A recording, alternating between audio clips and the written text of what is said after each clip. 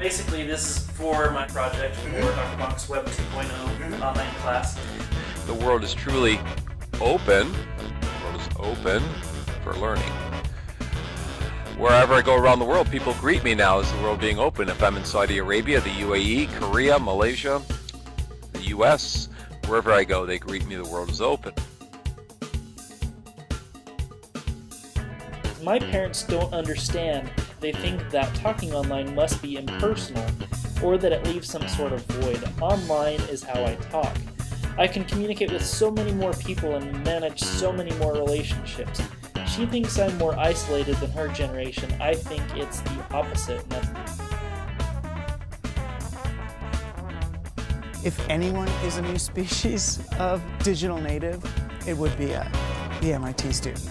Everywhere you go on this campus, kids are looking at screens, sometimes multiple screens. Whenever you take a technology, and this is considered technology. Sure. And you go to a new technology, like you can't just cut and paste this into this and think it's going to be the same thing.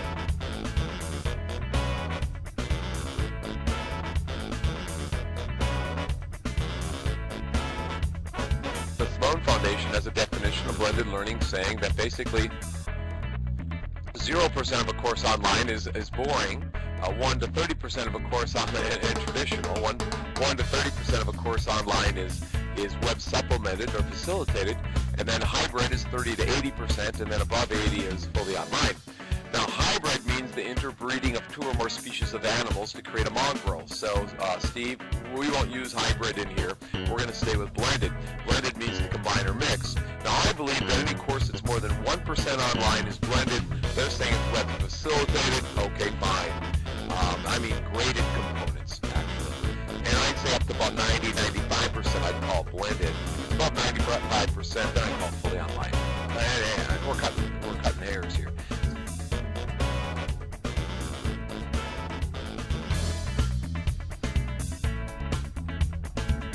I want to submit to you, actually, that as you think about new media and you think about technology and you think about how those intersect with education, that really the only proper role for technology and education is to increase our capacity to be generous.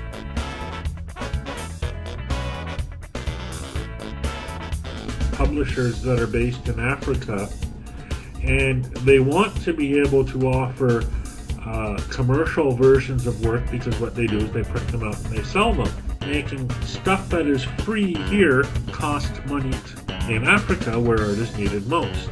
And that, in fact, is what has happened.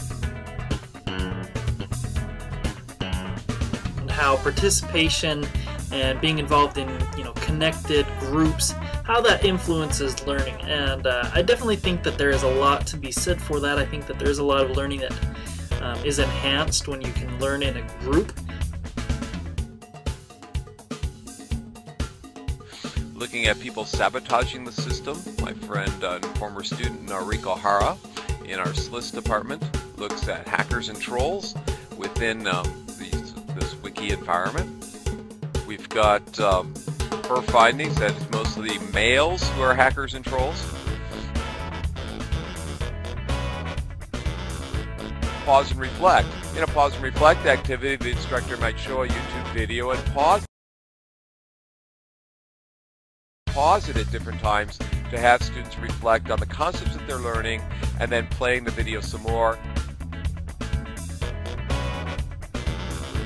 But I just think about the application that there can be in today's classroom, having online communication with classrooms around the world. You have a video camera or a web camera in one classroom in the United States, and then you have one at the very least with someone else in the United States or some other state to see kind of the different perspectives they have, but even better to get somebody in another country, on another continent. Second Life forces you to sort of, I don't know, be a better teacher, I guess is the best way to say it.